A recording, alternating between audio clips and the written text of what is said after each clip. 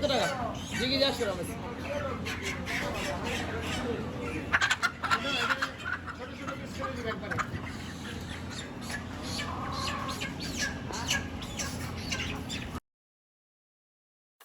Hello viewers, আসসালামু আলাইকুম। Welcome back to my channel. আজ আপনাদের একটি পাকিস্তানি রেসিপি দেখাবো, পাকিস্তানি কড়াই চিকেন যেটাকে বলে। খুবই সুস্বাদু হয় এবং কোনো ধরনের পেঁয়াজ ইউজ না করেই আমি রেসিপিটি করব। এখানে লাগছে আমার টমেটো 1.5 কেজি, ক্যাপসিকাম নিয়েছি, ধনিয়া পাতা কুচি নিয়েছি, কাঁচামরিচ চিড়ে নিয়েছি অনেকগুলো। আমি ডেসক্রিপশন বক্সে সবটুকু পরিমাণগুলো সব কিছুই লিখে দিব আপনাদের সুবিধার্থে।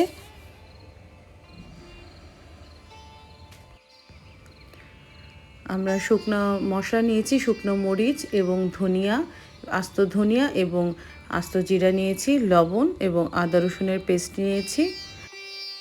চিকেন নিয়েছি প্রায় 2.25 কেজির, এটা হার্ড চিকেন, স্কিন সহ হার্ড চিকেন নিয়েছি আমি। আপনারা চাইলে কক চিকেন অথবা ব্রয়লার চিকেনও ইউজ করতে পারেন।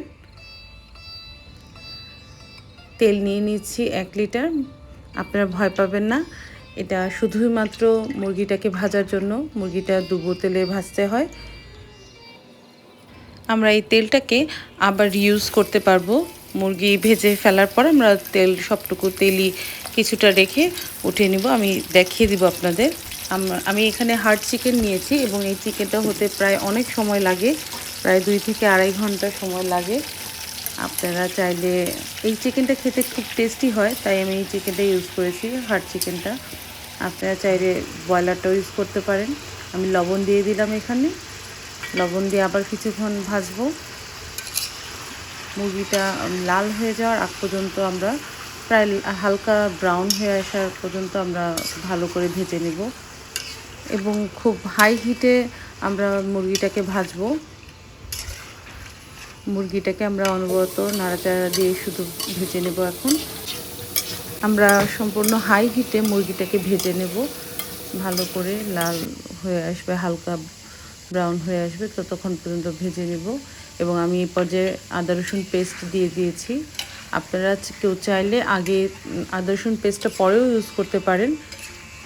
আমি এই পর্যায়ে আদা রসুনটা দিয়েছি এবং আরও কিছুক্ষণ ভালো করে নাড়াচাড়া দিয়ে আমি প্রত্যেকবারই নাড়াচাড়া দিয়ে মুরগিটা ভাজবো, যে কারণে মুরগিটা যেন লেগে না যায় কড়াইয়ের গায়ে। দেখতে পাচ্ছেন মুরগিটা কিন্তু হালকা ব্রাউন হয়ে আসছে। এই পর্যায়ে আমরা এখন তেলটা কমিয়ে নিব। মুরগিটা ভাজা হয়ে গেছে।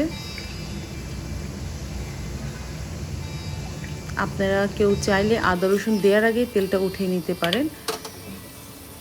দেখতে পাচ্ছেন আমি প্রায় অনেকখানি তেলই উঠিয়ে ফেললাম। এবং এখন আমি টমেটো দিয়ে দিব। এখানে 1.5 কেজি টমেটো আছে এবং কাঁচামরিচ প্রায় 15 থেকে 16টা কাঁচামরিচ ছিল। এখন ভালো করে নাড়াচাড়া দেবেন। এটা সম্পূর্ণ রান্নাটাই প্রায় হাই হিটেই হয়, হাই হিটেই রান্না করতে থাকবেন আপনারা। এক পর্যায়ে যখন পানি ছেড়ে দিবে তখন আমরা একটু মিডিয়াম করে দিব মুরগিটা সেদ্ধ হওয়ার জন্য। দেখতে পাচ্ছেন আমরা একটু নেড়ে ঢেকে দিয়েছিলাম।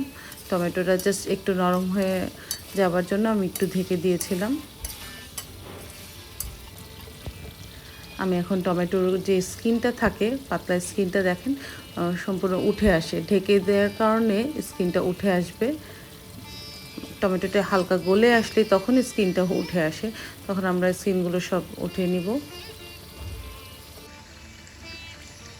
এবং এখন আমি প্রায় বেশ খানিকটা পানি দিয়ে সেদ্ধ করার জন্য দেব এবং নেড়েচেড়ে দেব, ভালো করে নেড়েচেড়ে দেব।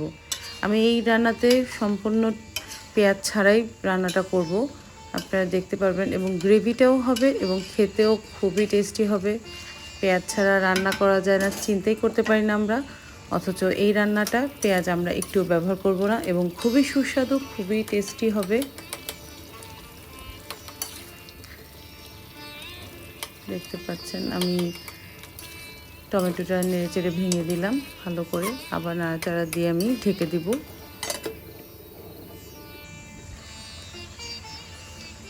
কিছুক্ষণ পরপরই ফিরে আসবো এবং আমি চিকেনটাকে নাড়াচাড়া দিয়ে নিব।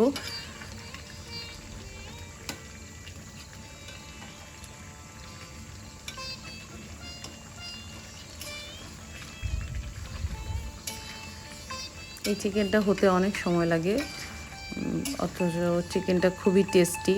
সময় লাগলেও চিকেনটা খেতে খুবই টেস্টি। এবং চিকেনটা প্রায় যখন হয়ে আসবে, অনেকখানি হয়ে আসবে, যখন আপনারা দেখবেন প্রায় 80% চিকেন হয়ে আসছে, তখন আপনারা ক্যাপসিকাম দিয়ে দিবেন। বেশ খানিকটা ক্যাপসিকাম কেটে দিয়ে দিবেন। আমার এই মুরগিটা রান্না করতে প্রায় 2.5 ঘন্টার উপরে লেগেছে। খুবই শক্ত মুরগিটা। আমি এখন আরেকটা প্রসেসে চলে যাব। আমি ধনিয়া এবং আস্ত জিরা রেখেছিলাম এবং শুকনো মরিচ, এটাকে ভালোভাবে টেলে নিব। একদম প্রায় ব্রাউন হয়ে যাওয়া পর্যন্ত আমি টেলে নিয়েছি। এবং আমরা এই মশলাটাকে আধা ভাঙা একটু দানা দানা থাকবে এরকম করে ব্লেন্ড করে নিব, যেন পাতলা পাউডারের মতন না হয়। এটার একটা ডিফারেন্ট ফ্লেভার আসে এবং এটার মশলাটার জন্য খেতে ভালো লাগে এবং স্মেলটাও ভালো আসে। চিকেনটা আপনারা ভয় পাবেন না, অনেক বেশি ঝাল হবে না, ঝালটা মিডিয়ামই থাকে। দেখতে পাচ্ছেন আমার চিকেন কিন্তু হয়ে আসছে। আপনারা চিকেনটা ট্রাই করে দেখবেন যে কতখানি কুক হয়েছে, ওটার পরেই আপনারা চিকেনটা নামিয়ে নেবেন এবং লবণটাও টেস্ট করে দেখে নেবেন। এবং শেষ পর্যায়ে আমি অনেকখানি ধনিয়া পাতা কুচি করে রেখেছিলাম, ধনিয়া পাতা কুচি দিয়ে ভালো করে আবার নেড়ে চেড়ে দমে রেখে দেব কিছুক্ষণ। আমার মুরগিটা কিন্তু হয়ে গেছে, প্রপার সিদ্ধ হয়ে গেছে। সিদ্ধ হওয়া পর্যন্ত আপনারা মুরগিটা রান্না করবেন। এবং আমি সার্ভ করে নিচ্ছি এখন। দেখতে পাচ্ছেন হয়ে গেছে আমাদের পাকিস্তানি কড়াই চিকেন। এটা একটি পাকিস্তানি রেসিপি, আপনারা অবশ্যই ট্রাই করবেন এবং কমেন্টসে জানাবেন আমাকে রেসিপিটি কেমন ছিল। এটা আপনারা পরোটা, নান অথবা লুচির সাথে ট্রাই করতে পারেন। আমার চ্যানেলটি সাবস্ক্রাইব করবেন, ফ্রেন্ডস অ্যান্ড ফ্যামিলির সাথে শেয়ার করবেন, আমাদের জন্য দোয়া করবেন, আমাদের পাশে থাকবেন। আল্লাহ হাফেজ, ভালো থাকবেন।